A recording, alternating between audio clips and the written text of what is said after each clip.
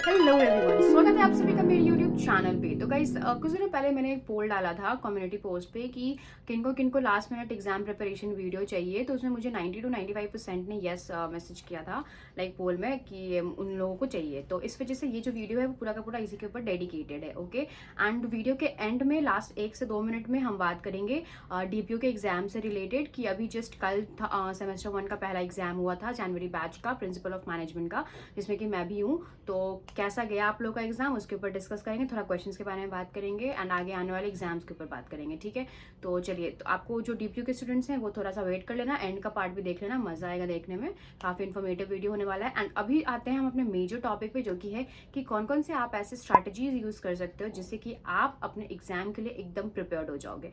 तो मेरे पास यहाँ पे 3 स्ट्रैटेजीज हैं जो मैंने अपने लाइफ में यूज़ किया है, अप्लाई किया है, एंड ट्रस्ट मी गाइज बहुत अच्छा रिजल्ट मुझे मिला है। ठीक है, तो चलिए हम लोग उसी के ऊपर बात करते हैं। तो सबसे पहला जो स्ट्रैटेजी है उसके बारे में अगर हम बात करें, एंड यस एक और इम्पॉर्टेंट चीज़ था कि मुझे ना बहुत सारे कमेंट्स आ रहे थे रिलेटेड टू मैम एडमिशन के प्रोसेस में प्रॉब्लम हो रहा है, फ्रॉड कॉल्स आते हैं, पता नहीं चलता है कौन लेजिट वेबसाइट है, कौन सा फ्रॉड है, कौन से लोग फ्रॉड है, कौन से लेजिट।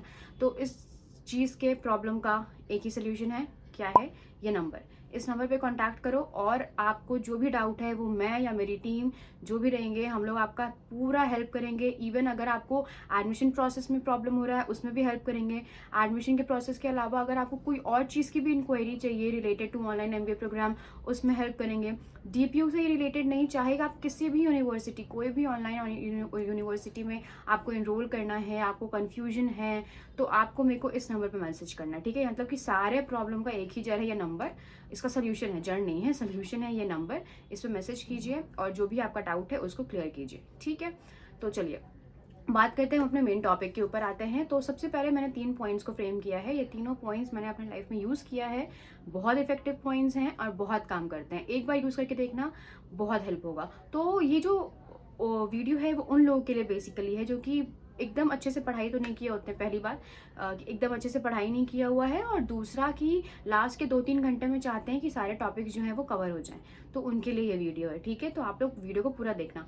तो सबसे पहला पॉइंट जो मैं वीडियो में कवर करने वाली हूँ, जो सबसे पहला स्ट्रैटेजी आप यूज़ कर सकते हो वो कर सकते हो ट्रैफिक कलर हाईलाइटर्स। ठीक है, ट्रैफिक कलर हाईलाइटर्स में क्या क्या होता है? 3 कलर के हाईलाइटर्स होते हैं, एक होता है रेड, एक होता है येलो, एक होता है ग्रीन।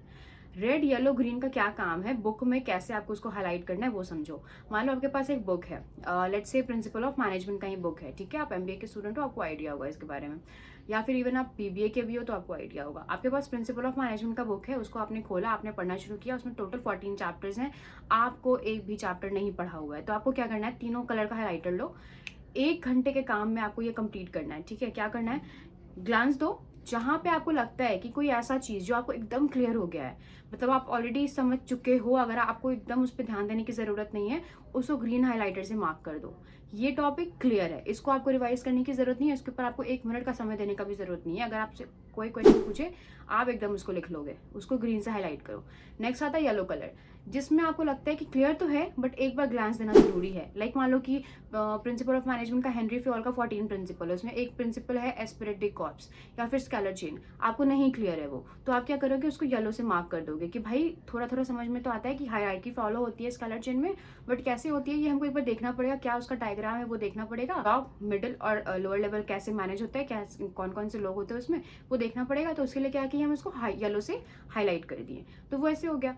तो और जो आपका ग्रीन कलर होता है वो ग्रीन तो मैंने बता दिया। रेड होता है एक, रेड मतलब ऐसे टॉपिक जो आपको एकदम ही क्लियर नहीं है, लाइक मान लो एस्पिरेटिक कॉर्प्स या एफडब्ल्यू टेलर का कोई एक साइंटिफिक मैनेजमेंट का कोई ऐसा प्रिंसिपल आपको एकदम ही क्लियर नहीं है, तो आपको वो पढ़ना ही पढ़ना है बिफोर द एग्जाम, तो इसको आप क्या करोगे? रेड से हाईलाइट कर दोगे। तो ये 3 ट्रैफिक कलर्स आपने यूज किए हाईलाइट करने के लिए कि इस तरीके से हम इसको हाईलाइट करेंगे, ताकि जब आप एग्जाम के टाइम पे 5 मिनट पहले भी एक बार ग्लांस दोगे ना, तो आपको वहाँ पे क्लियर हो जाएगा कि ठीक है ये ग्रीन से ना, मेरे को इस पर ध्यान देने की जरूरत नहीं है। आपके दिमाग में वो चीज आ जाएगा कि ग्रीन से ध्यान नहीं देना, हटाओ इसको, रेड वाले पे ध्यान दो। रेड वाले पे ध्यान दोगे, या फिर आपके दिमाग में आएगा कि चलो ठीक है रेड वाला तो है बहुत ज्यादा, उस पर तो ध्यान देना ही है, साथ ही साथ येलो पे भी हल्का फुल्का अगर एक बार ध्यान दे देंगे तो काम चल जाएगा। तो ये हो गया आपका पहला चीज। अब इसमें ना 2 चीज होता है, 2 तरीके के लोग होते हैं, एक जिनको सिर्फ पास करना है, एक जिनको बहुत अच्छा नंबर लेके आना है। तो जिनको सिर्फ पास करना है उनके लिए क्या तरीका है कि आप रेड वाले को ध्यान ही मत दो, आपको सिर्फ पास करना है ना, तो आप येलो और ग्रीन पे ध्यान दो, येलो ग्रीन को रिवाइज करो, आप पास कर जाओगे। ठीक है, क्योंकि इसमें आपको इतना तो निकल ही जाएगा। रेड वाले पे आपको बहुत ज़्यादा फोकस करना पड़ेगा, वो उनके लिए है जिनको पासिंग से ज़्यादा नंबर चाहिए, कि हमको पासिंग से काम नहीं चलेगा, हमको उससे ज़्यादा चाहिए, तो आप रेड वाले पे ही फोकस करो। जिनको सिर्फ पास होना है वो आप येलो और ग्रीन वाले हाईलाइटर्स पे फोकस करो। क्लियर हो गया? तो ये हो गया आपका पहला पॉइंट। दूसरे पॉइंट पे आते हैं मेजर टॉपिक्स। दूसरा जो पॉइंट है मेजर टॉपिक्स में, बेसिकली आपको अपने मेजर टॉपिक्स पे ध्यान देना है कि कौन कौन सा आपका मेजर पॉइंट्स है। लाइक अगर आप प्रिंसिपल ऑफ मैनेजमेंट पढ़ रहे हो तो उसमें आपको कुछ ऐसे थ्योरीज है जो कि बहुत इंपॉर्टेंट है, वो आपको पढ़ना ही पढ़ना और वो एग्जाम में आएगा ही आएगा। जैसे कि हेनरी फ्योल के 14 प्रिंसिपल्स हो गए, एफ डब्ल्यू टेलर के साइंटिफिक मैनेजमेंट प्रिंसिपल्स हो गए, या फिर मैकग्रेगर का XY थ्योरी हो गया, या फिर मैस्लोज का नीड हायरार्की थ्योरी हो गया। ये सारा कुछ ऐसा थ्योरीज है ना जो कि बहुत इंपॉर्टेंट है। उसके अलावा भी हैं topics like recent trends in management, या डिफरेंट और भी स्कॉलर्स हैं जिन्होंने अपना कुछ थ्योरीज दिया है, या फिर रिसोर्स मैनेजमेंट के बारे में डिस्कस्ड है, ऑर्गेनाइजेशन स्ट्रक्चर के बारे में डिस्कस्ड है। ये सारे इंपॉर्टेंट टॉपिक्स हैं, बट उतना नहीं जितना ये थ्योरीज इंपॉर्टेंट है। तो आपको उसको क्या करना है, मेजर टॉपिक्स पे ध्यान देना है। मेजर टॉपिक्स को ना कहीं पे ऐसा लिस्ट बना के लिख दो, list of major topics in principle of management, ये थ्योरीज। आप जब एग्जाम के लिए प्रिपेयर करो 1 घंटे पहले इन थ्योरीज के ऊपर ज्यादा एम्फेसाइज करो। क्लियर हो गया? तो ये हो गया आपका सेकंड पॉइंट कि मेजर थ्योरीज पे आपको ध्यान देना है।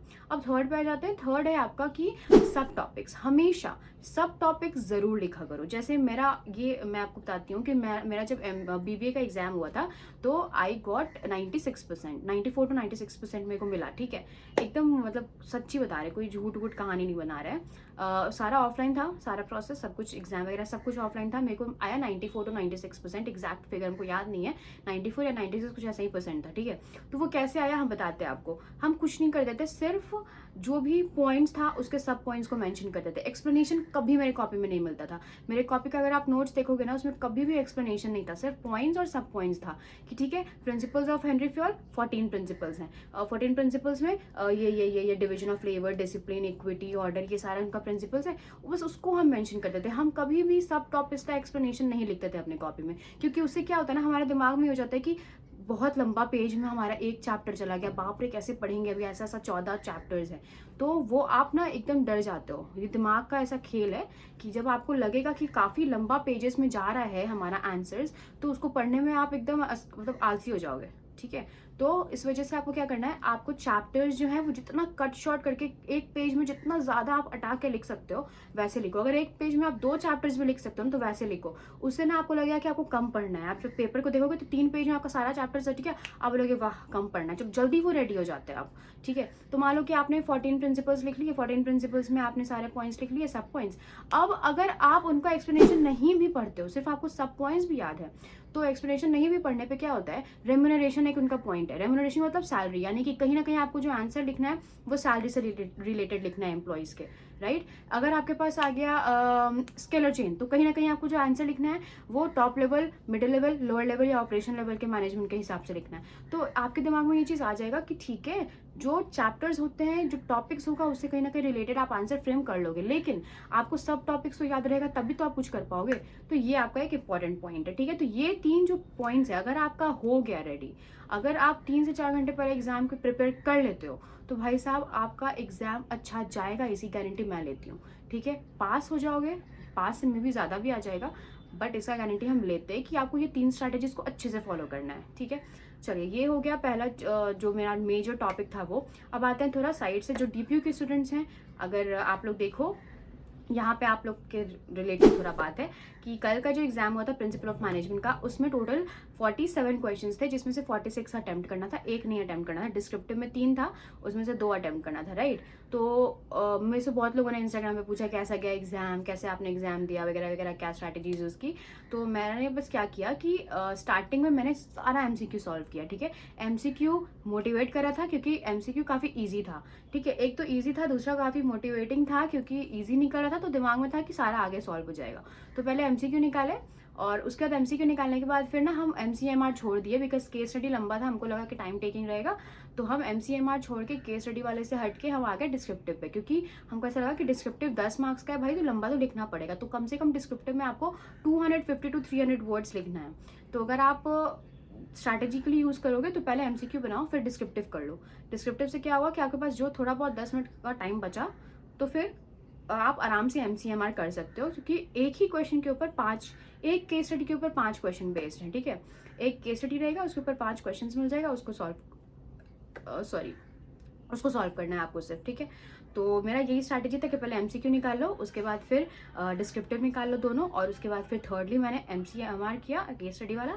और जो तीनों ही क्वेश्चंस थे, तीनों टाइप के इजी थे, काफ़ी इजी थे। मुझे ऐसा लग रहा है कि सेमेस्टर 1 में वो लोग इजी क्वेश्चन सेट कर रहे हैं, बट वो अभी 2-3 एग्जाम्स और होगा, उसके बाद ज़्यादा प्रॉपर क्लियर हो जाएगा कि वो लोग कैसा क्वेश्चन सेट कर रहे हैं। बट अभी जहाँ तक लग रहा है वो लोग ईजी क्वेश्चन सेट कर रहे हैं, ठीक है। तो बस इस तरीके से स्ट्रैटेजी मैंने यूज़ किया। आप लोग भी चाहो तो मैंने इसलिए आपको बता दिया कि मैंने ये किया, आप लोग भी चाहो तो कर सकते हो, ठीक है। फर्दर वीडियो को यहीं पे एंड करते हैं, एंड आई होप कि आपको वीडियो जो है वो पसंद आया होगा। फिर भी आपको कहीं से कुछ भी क्वेरी है, किसी भी यूनिवर्सिटी से कुछ भी क्वेरी है, तो उसके लिए आप लोग क्या करो, मुझे मेंशन करो इस नंबर पे। एंड यस, एक बहुत इंपॉर्टेंट चीज़ है कि मैं सोच रही हूँ कि मैं MBA से रिलेटेड जो डिफरेंट चैप्टर्स हैं, डिफरेंट बुक्स हैं या टॉपिक्स हैं, उससे रिलेटेड वीडियो बनाऊँ, लाइक एजुकेशनल वीडियो, जहाँ पे मैं आपको पढ़ाऊँ कि कोई भी MBA का टॉपिक पढ़ाऊँ, क्योंकि मैंने ऑलरेडी पोस्ट किया हुआ है अपने चैनल पर वीडियोज़। तो अगर आप लोग इंटरेस्टेड हो, कि अगर आपको लगता है कि मैं पढ़ाऊँगी, आप लोग को समझ में आएगा, तो इसलिए आप लोग मुझे थोड़ा बताना कि आप लोग चाहते हो कि नहीं कि मैं पढ़ाऊँ या नहीं पढ़ाऊँ, पढ़ाने वाला वीडियोज़ लाओ या नहीं लाओ इस चैनल पर, ठीक है। तो चलिए फर्दर इस वीडियो को यहीं पे एंड करते हैं, मिलते हैं एक नई वीडियो में एक नई टॉपिक के साथ। तब तक के लिए बाय बाय।